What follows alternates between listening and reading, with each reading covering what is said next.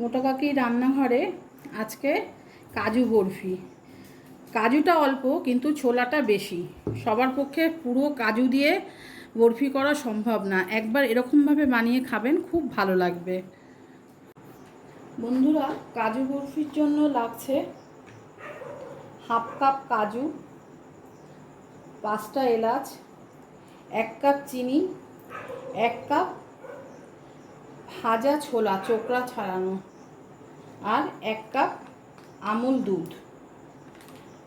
সবার পক্ষে পুরো কাজু দিয়ে কাজু বরফি করা সম্ভব না। একবার আপনারা, আমি যেই পদ্ধতিতে বানাচ্ছি একবার বানিয়ে দেখবেন, পুরো দোকানের কাজু বরফির মতোই খেতে লাগবে। প্রথমে আমি চিনি, এলাচটা আর কাজুগুলো মিক্সিতে পেস্ট করে নেব। শুধু কাজু পেস্ট করলে তেল বেরিয়ে আসবে, চিনির সঙ্গে যদি আমি পেস্ট করি তাহলে তেলটা বেরোবে না। এই তিনটা আগে আমি পেস্ট করে ছাঁকনি দিয়ে ছেঁকে নেব। বন্ধুরা, এরকম গুঁড়ো হয়ে যাবে। এবার আমি এই গুঁড়োটাকে ছাঁকনি দিয়ে ছেঁকে নেব।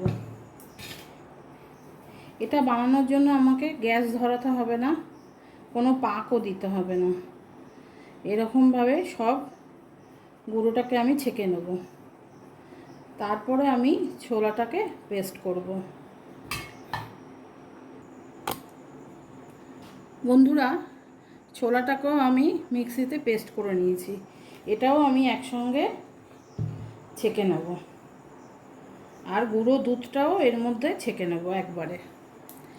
এর মাপটা হচ্ছে 1 কাপ চিনি, 1 কাপ ছোলা, 1 কাপ গুঁড়ো দুধ আর হাফ কাপ কাজু।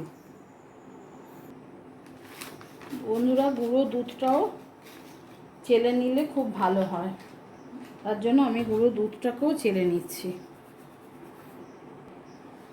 এরপর দিয়ে দেব আমি এতে 1 চামচ ঘি।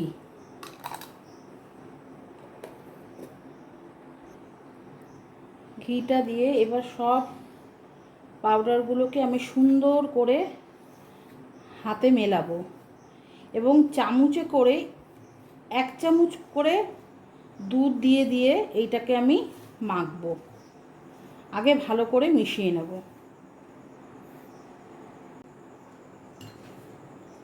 1 চামচ করে এরকম করে দুধ ছড়িয়ে দেব, আর এটা আমি একদম টাইট করে মাখবো, যেন একটুও দুধ আমার বেশি না হয়। আপনাকে মেখে আমি দেখাচ্ছি।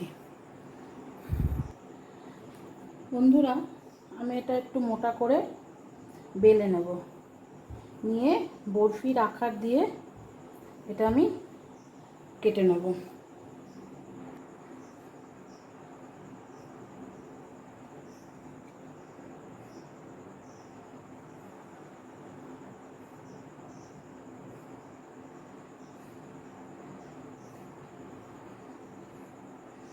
যেগুলো কাট করে বেরোবে সেগুলো আবার আমি গোল করে বেলে নিতে পারবো।